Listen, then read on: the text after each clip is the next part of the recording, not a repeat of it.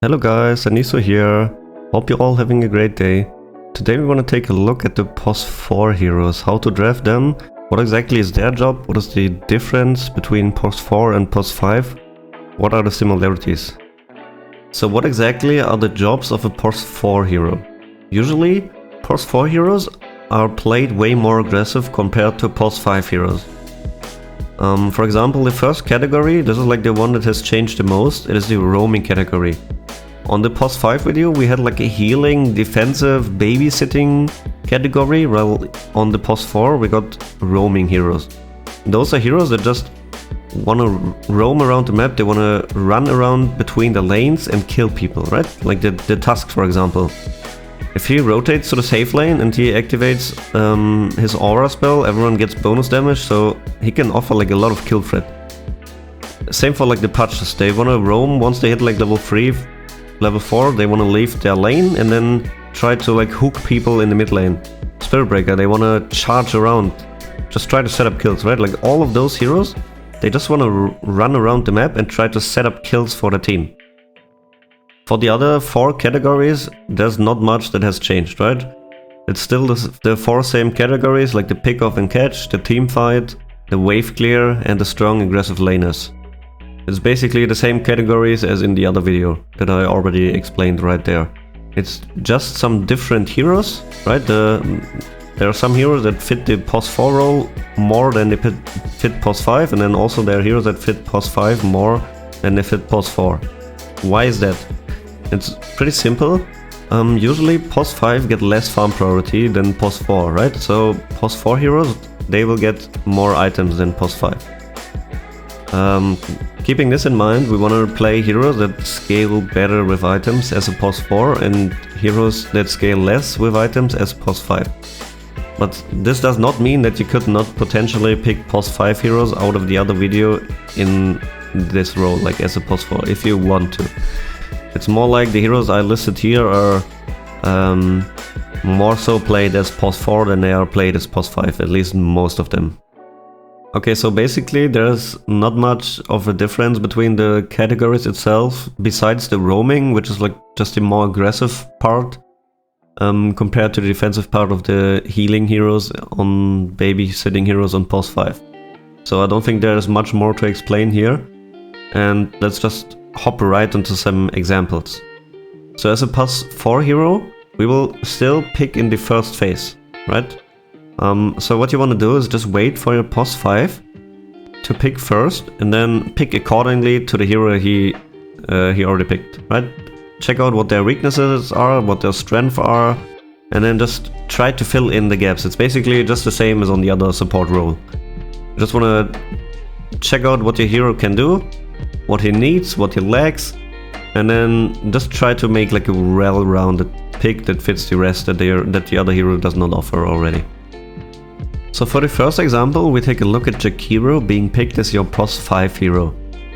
This one is pretty easy. Jakiro is just a well-rounded and versatile hero that does not have a lot of weaknesses, right? He offers a lot of team fight, he offers a lot of wave clear, and he's like a really aggressive and strong laner. He can push towers pretty easy with his liquid fire. He offers a lot of disable in team fights with his ice path, and then just a lot of damage, right? So this hero is just really versatile and well-rounded. The only thing that Jakiro cannot do well is like roaming around and catching people, right? The ice path is pretty slow, it has a delay, it's kind of hard to catch people that are aware with the ice path. So yeah, basically what you need is like a roaming and pick-off type of hero. This can basically be one out of all of them. For example, like a Tiny, right? Keeping in mind that Jakiro is a ranged hero,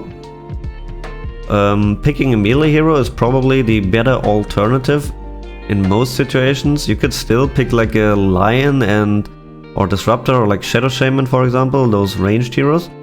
But if you have 2 ranged supports, this makes it like necessary for your other cores to pick a lot of melee heroes, just because you don't have any frontliner, right? Usually Jakiro wants to stay in the back line, so you want to pick a POS4 out of the roaming and pick-off category, that is like a melee hero, just to tank up a little bit more for the Jakiro, so he can set up his spells more easily. So what I would pick is like basically one of those heroes, right? The Spirit Breakers, Earth Spirits, Bounty Hunters, maybe, Clockworks, Tinies, right? Nyx Assassins, just pick one of those heroes. It's basically, you can choose whatever you want out of those. Just pick the hero you like. All of them would fit the Jakiro. So for the next example, we take a look at Io being picked as the POS 5 hero. Io himself kinda only fulfills one job, being healing people and babysitting them, right? Like, he's really good at saving people, relocating them out of the fight, healing them up again, just like saving people with mechanisms, glimmer capes, right? He can keep people alive like really exceptionally well. But besides that, Io can't do anything. Like, he's really bad at pick off people, he's really bad at team fighting, he's really bad at clearing waves. Also, he's not that good of a laner unless he's paired with like a really strong POS 1. So keeping this in mind, we want to take a hero that is pretty versatile and fulfills at least 2 of the roles, maybe even 3. Coming to mind for me would be like a Lina, for example, right? Lina is really strong in lane. She got like 2 real strong nukes with a stun, like they can also pick off people later on. She has a lot of nuke damage just to pick off 1 people out of the fight. And then also she has really long attack range and she can push out waves really well. So Lina is like a well-rounded hero that will probably fit like also in the pick off and catch category, and also she fulfills those 2 categories, right? So Lina would be like a great example. You're strong in lane, you can push up waves, you can push towers, you can pick off people with your stun once you get Yules. So she fulfills at least 2, maybe even 3 of the walls that Io is missing. So for the third example, we want to take a look at your POS 5 being kind of a griefer in picking POS 5. In my opinion, Pudge is not a POS 5 hero, but I know that in a lot of pubs people just like to pick Pudge, so I want to cover this example. So usually Pudge is like a POS 4 hero, because he's more greedy. He wants to build a lot of aggressive items such as Dagger, Ether Lens, for example, right? He doesn't build any support items, so he doesn't really play as like a support. So if your POS 5 hero will probably play more as a POS 4, then you want to pick a POS 4 hero that's probably more fitting to a POS 5, right? So you don't want to pick any greedy heroes at all. I would never advise picking like a Spirit Breaker, for example, or like a Bounty Hunter if you already got a Pudge POS 5. So what does Pudge offer himself? As we already said in the other video, the only thing he really offers is like pick off and catch, right? He just stands in trees. He's really weak in the lane. He doesn't offer anything in a team fight. He doesn't really want to clear waves. Basically, he only offers the pick off and catch. So what we are looking for is a hero that is not greedy at all, right? That just functions without any items, that just needs his spells as a toolkit, and that fulfills a lot of roles.